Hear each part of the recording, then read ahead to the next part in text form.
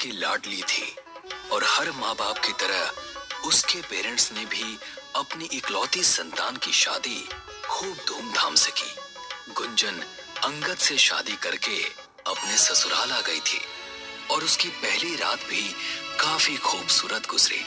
अगली सुबह नाश्ते के बाद अंगद ने गुंजन से कहा, गुंजन। अब कुछ ही दूरी पर गुंजन को एक बड़ा सा पीपल का पेड़ नजर आया। शुक्र है मिल गया। उसे इस बात की खबर तक नहीं थी कि कोई और भी इसी समय पर उसे घूर रहा है। पेड़ की डाली पर एक सुहागन बनी औरत बैठी अपने पैरों को हिला रही थी।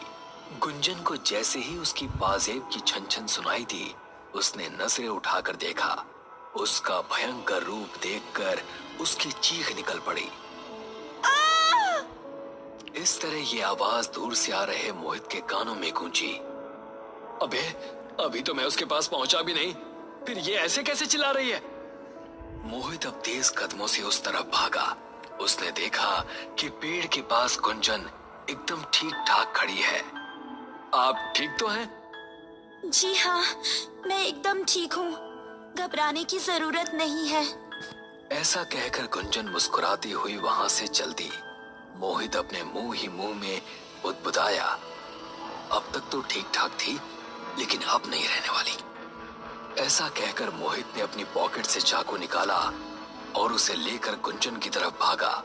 जैसे ही गुंजन ने उसकी आंखों में देखा, मोहित खौफजदा हो गया और उल्टे कदम बढ़ाते हुए वो जमीन पर गिर गया। तभी एक जोरों की चीख फिजा में गूंजी और फिर गुंजन छम छम करती हुई वहां से चली गई। अब उसी पेड़ की एक डाली पर मोहित की लाश लटकी थी, जिससे लाल लाल खून नीचे टपक रहा था। पता नहीं इस मोहित ने अपना काम किया कि नहीं, वो तो फोन भी नहीं उठा रहा। तभी उसे पाजेब की छन छन सुनाई दी। उसने देखा कि गुंजन वापस